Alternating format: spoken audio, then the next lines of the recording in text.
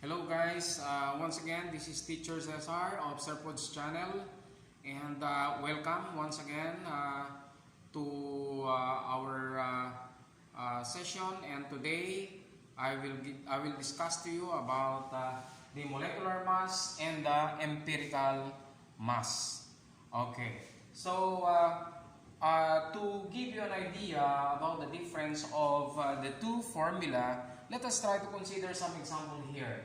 Okay, so we have here on the left side of the table, we have now the molecular formula, and on the right side of the table, we have also the empirical formula. I have given you an example here of the molecular formula, just like for example H2O2, which is the hydrogen peroxide. We have also C2H2, which is the acetylene, and we have also C6H6, which is the benzene, and we have also C6H12O6, which is the glucose, or the monosaccharides. Okay, the formula of the monosaccharide. Okay, now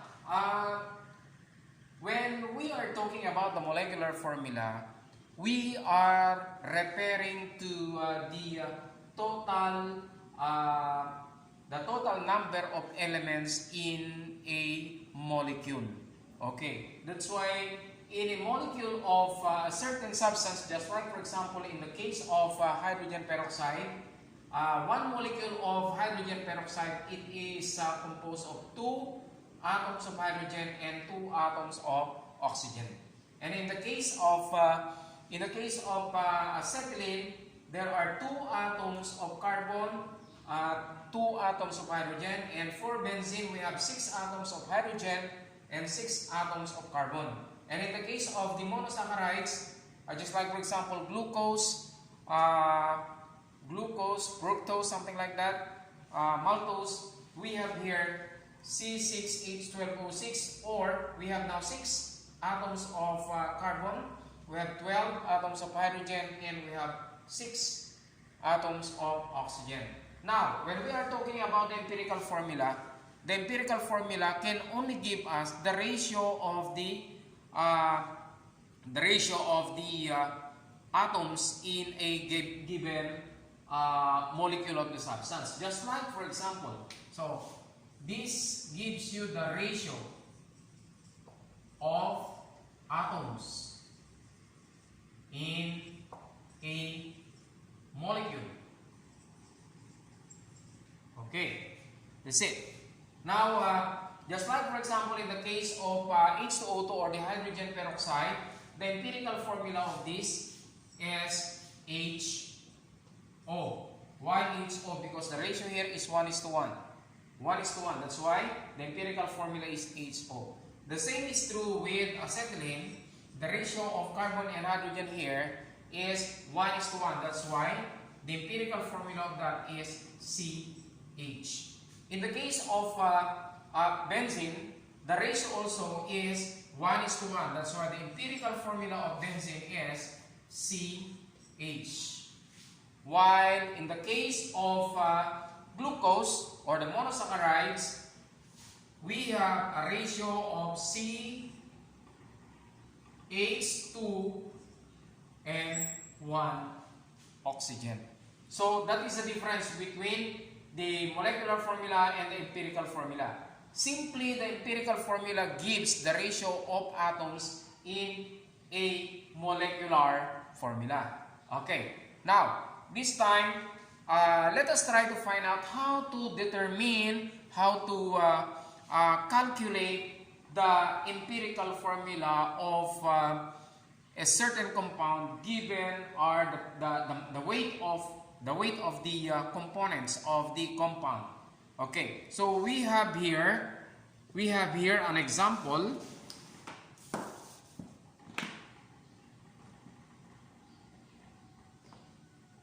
Okay, we have here an example. We have example number 1. In example number 1, it says here a compound is found to contain 0.2223 grams of carbon and 0.05848 grams of hydrogen and 0.0 3091 grams of oxygen. Calculate the empirical formula. Okay. So it is understood that you guys, since we are already done in the discussion of the computation or the calculation of the number of moles, it is assumed that, or I assume that you already mastered how to compute the number of moles. That's why in this discussion, I will just present to you a tabulated solution. Okay, a tabulated solution of the calculation in the computation of the empirical formula. Alright, now, just like for example, we have here, let us try to make now a tabulation. Okay. Okay, so there are how many elements? We have 3. Okay, so another one, and then another one. All right. Okay, so we have 4 lines. Okay, so here we have now the elements. All right. There are how many elements? We have 3. We have carbon. Okay. We have also hydrogen.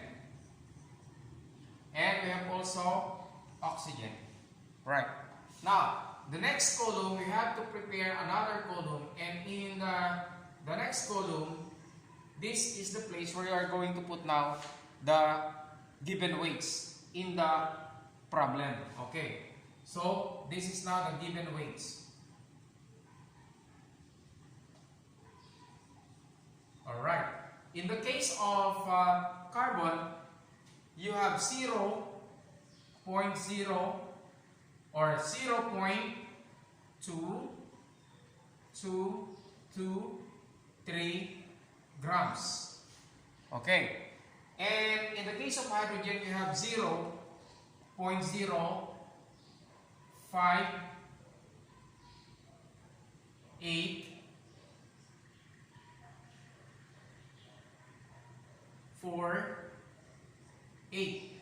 grams. And then in the case of oxygen, you have 0.3091 grams. Take note, the unit of the weight is expressed in grams. That's why you may exclude now writing the unit gram in the table, since that is already written above. Okay. So let me check if the problem is correct. Okay. So the weights given here. Okay. Okay. So the weights are correct. Okay. Now the next column here, you have to write the atomic weights of the elements. Okay, atomic weights of the element. Okay, so the atomic weights of the element, just like for example in carbon, you have 12 grams per mole. So the unit here is gram per mole. Right. And then we have also hydrogen is 1 gram per mole, and for oxygen you have 16 grams per mole. Okay. Now we need to write.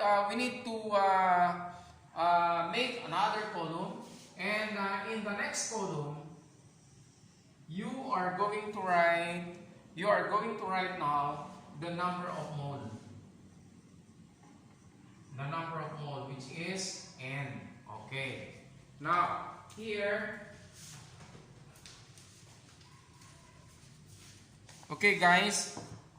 Let's try to compute the number of mole. As I mentioned to you, I already assumed that you already mastered how to compute the number of mole. And here in the next column here, it is understood that the given weight divided by the second column, which is the atomic weight, and then you will get the number of mole.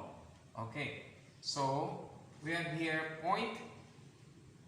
2, 2, 2, 3 divided by 12, and then you will get 0 0.0 0 0.0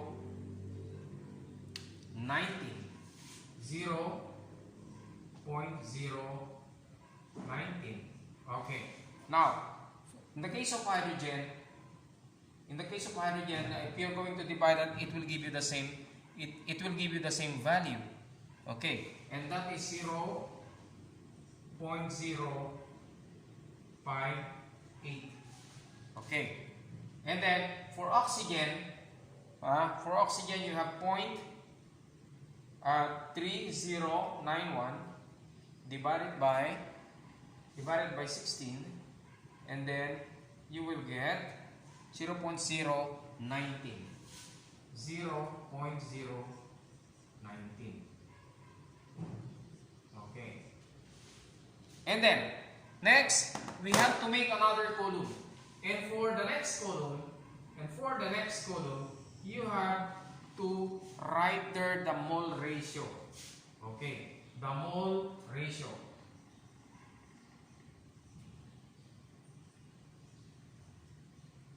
Okay, the mole ratio of the compound. Alright. So, how would you be able to get the mole ratio? So, here in the computed number of mole, you have to look for the least or the lowest figure. The least figure, and it will be used as the common divisor. Okay. Common divisor of all this. Just like, for example, the least here is, of course, 0.019. That's why 0.019, that will be divided by 0.019. And the same here, you have 0.058 divided by 0.019. And the same here, 0.019 divided by 0.019. So that you will arrive to the ratio, which is actually, this is 1, this is okay, that is 3.05, and then this is also 1. And for the last column, you have to provide another column here, and this will be the column for the subscript. Okay, the subscript of the empirical formula. Okay, so the subscript is actually the same with the mole ratio. Okay, that's why the mole ratio here is 1, and this one is approximately. This will be approximately 3, and for oxygen, you have also 1. Alright, so that the empirical formula of this compound is C, supposed to be 1, and then you have hydrogen, which subscript is 3, and you have also oxygen, which subscript is 1. But take note, we do not use, it is improper to write 1 anymore, because it is understood that when there is no subscript, then the subscript of this is understood 1. That's why we have to remove 1. Okay. 2 or 3 and above will only be reflected in the empirical formula or in any formula. So this is now the empirical formula of the compound. Okay. Now, this time let's try to make or to use another example. That is our first example. Okay. So let me help you to be on the next problem. Okay. Our next problem here. I hope it's clear. Alright. Then, the next problem here, the problem number 2. What is the empirical formula of ascorbic acid, vitamin C, which is 40.91% carbon, 4.57% hydrogen, and 54.2% 50% oxygen. Okay. So, in our first example, what are given there are the given weights of each component of the compound. But here, take note that the percentage composition is given. So, since the percentage composition is given, we have to assume a certain weight, total weight of the compound, so that we can easily get the percentage of that given sample. Since it will make us, or it will help us if we are going to assume 100 gram sample of the compound, so that we are not going to change the figure of the percentile anymore. Okay, so just therefore we have to assume here, assume 100 grams sample. Okay, but you can also assume another figure, just like for example 10 grams. You can also consider 20 grams, 50 grams. But what will help us, of course, is that if you're going to use 100 grams, we are not going to change the figure of the percentile anymore when we are going to look for the given weight. Alright. So again, as just the same with the first example, we are going to make a tabular solution. Alright. Since there are 3 elements here, just the same, we are going to make 4 rows. Okay.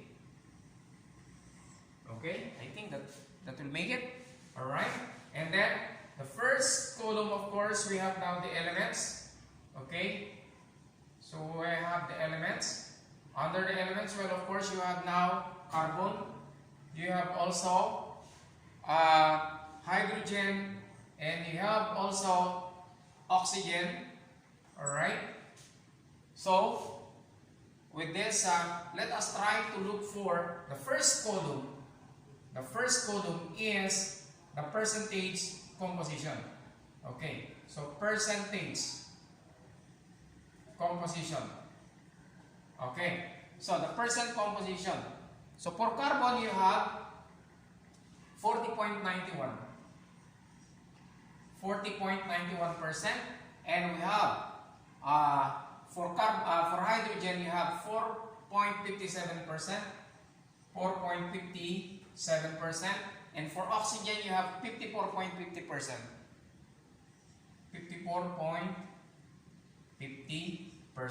Okay. And for the next column, we have to write here also the given weight. Okay. So, the given weight of the sample, of each element. Okay. Now, how are you going to get the given weight? So, you have to multiply the sample with the percentage. Just like, for example, you have 100 gram sample, multiply that by 40.91%, and then it will give you the weight of carbon in that sample. Okay. So, if you are going to multiply now 100 grams, or what the 40.91% of 100 grams is the same figure, 40.91. That's why it is very ideal to use 100 gram sample as our assumption. Okay. Now, for the next one, the 4.57% of 100 grams is the same figure. You have 4.57. And for oxygen, you have also the same figure. You have to write here 54.50. So all of these should be expressed in grams. Okay. The next column you have to write here is the atomic weights of each element. Okay. So that should be expressed in grams per mole. Alright. Now, if you're going to look at your periodic table, just the same, carbon is 12 grams per mole. 12 grams per mole. And for hydrogen, you have 1 gram per mole. Okay. For oxygen, you have 16 grams per mole.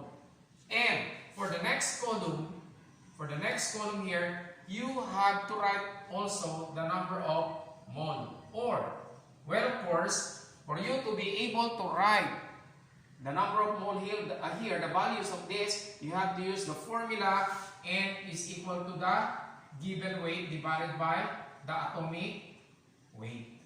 Alright, so that's it. Now, you have here the given weight divided by the atomic weight. And if you are going to compute that, you have now 40.91 divided by 12. Okay, 40.91 divided by 12. Okay, it will give you 3.41. Okay, it will give you 3.41. Okay, then you have here also 4.57 divided by 1. Of course, it will give you the same figure, which is 4.57. And for the next one, that is 54.50 divided by 16.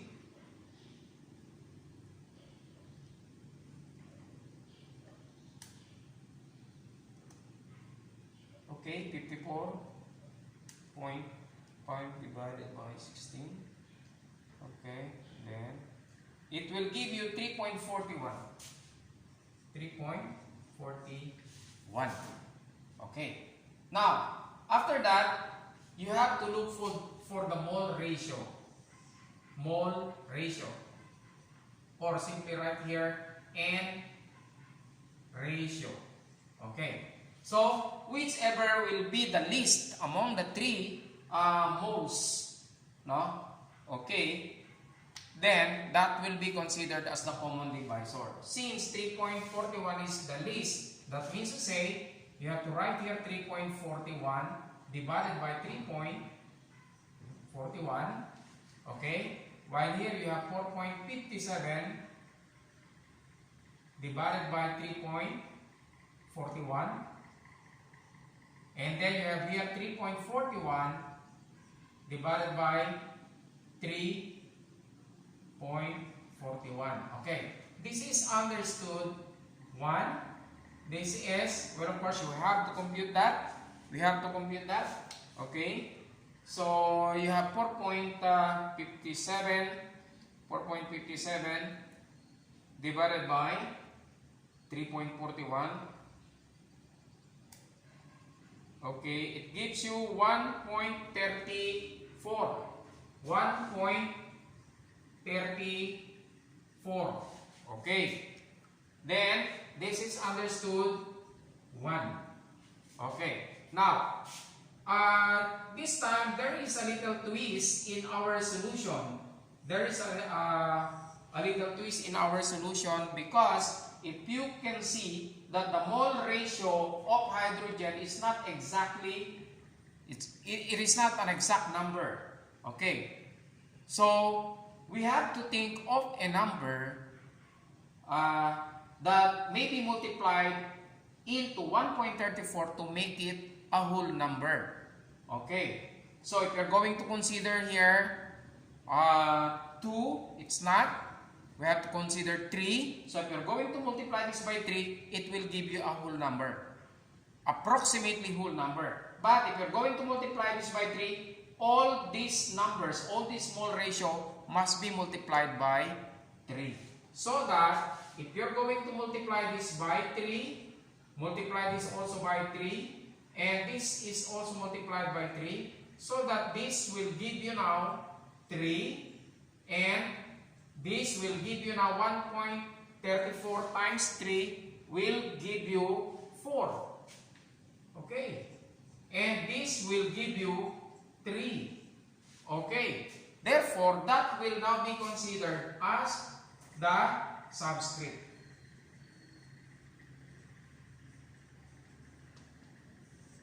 Okay.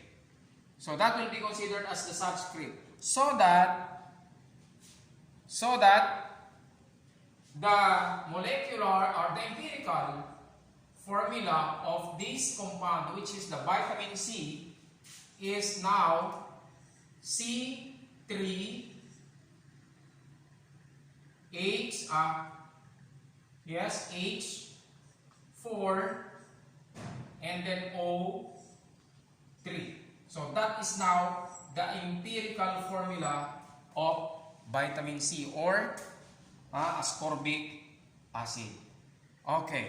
So this time, let's try to consider another example. Let's move our camera on the other side of the whiteboard. Okay. So I think, right. That's good. Right. Okay. We have another example here. So what is being asked here in the problem is that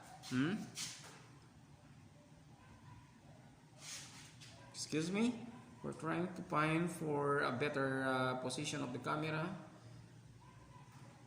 Okay, that's it.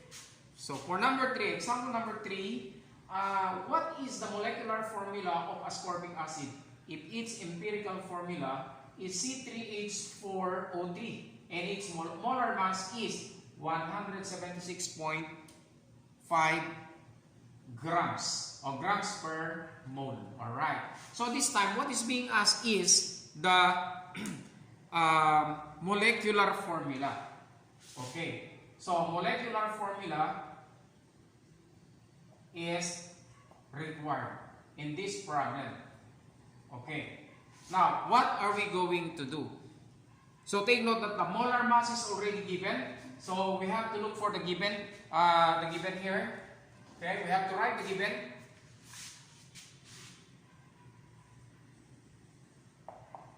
Okay, the given here, of course, we have the molar mass of the ascorbic acid, which is 176.12 grams per mole. Okay, and we have also the empirical formula. The empirical formula is C3H4O3. Okay, now for us to be able to arrive or be able to determine the molecular formula, take note that the molecular formula is the empirical formula, close and open parenthesis with a subscript of X. Subscript of X. Now, with this, to be able to compute the value of X, you have to look for the molar mass of the molecular formula. So, this is now the molar mass. Okay? And look for the formula mass of the empirical formula. Take note, the mass of the empirical formula is referred as formula mass. Okay. So, you have the formula mass. Okay. Close and open parenthesis X. Okay. So, that should be the solution. Okay. This time, we have already presented how it is computed. Now, what is required here? What is required? What is required is the molecular formula. Okay. Now, using now molecular formula. Okay.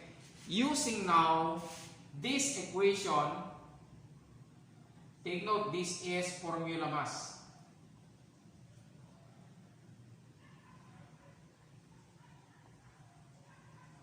Okay. So, next is we have to consider this equation. Okay. This is now our solution. So, in this case, we don't need to use tabulated solution. Okay. Now, let's consider the formula. You have now the molar mass of the substance is equal to the formula mass of the empirical formula with the subscript of X. But are we already aware of the formula mass? Okay, so we have to solve the formula mass. Okay, the formula mass is of course based from the empirical formula, which is C3H4O3. So that C3H4O3. Now let's try to solve or calculate its formula mass. Okay, so this is 3, this is 4, this is 3, multiply this by 12, multiply this by 1, multiply this by 16, and this will be 36, and this will be 4, and this is 48, and take the sum of this, and you have now 18, and then you have also 88 grams per mole. So that is now the formula mass. Okay. Now, using this, we have to substitute in the formula. Okay, so that you will have, since you have already the molar mass, which is equivalent to 176.12, you have to substitute the values now. So 176.12 grams per mole is equal to the formula mass of the empirical formula, which is 88 grams per mole, close and open parenthesis, you have now X. Okay. Then, divide the equation by 88 grams per mole and divide this also by 88 grams per mole. Then this will be cancelled, and X therefore is equal to, let's try to compute. Okay, so you have 176.12 divided by 88. Then you have now 2.00, okay, or that is 2. So that you have now to substitute this in the first formula, so that the molecular formula of the equation is of the ascorbic acid is, you have now the empirical formula with the subscript of X, and then you have now to write the molecular formula, and you have the empirical formula, which is C3H4O3, C3H4O3, close and open parenthesis, the value of X is 2. So right here, 2. So that the molecular formula of ascorbic acid is 2 times 3, that is now the subscript of carbon, which is 6, and then H is 2 times 4 is 8, and then for oxygen is 6. Okay, so this is now the molecular formula of ascorbic acid. Okay, so to give you more idea, guys, in order for you to be able to compute the molecular formula, if the percentage composition is given, then you have to assume a sample of the compound, which is 100 grams, and then you have to find out the subscript. Before you arrive on computing the molecular formula, you must be able to compute for the empirical formula. So in case, in the problem, the percentage composition is given and you have to assume 100 grams, compute for the empirical formula, and then you can compute and determine the molecular formula of the compound. Okay, so that's all, guys, and I hope that I have given you another idea in determining the empirical formula and the molecular formula of the compound. Okay, so until the next video, and once again, this is Teacher Cesar of Sarpod's channel. So to be able for you to have and avail some more videos about science and especially chemistry, please subscribe and like the video. Okay, thank you and bye-bye.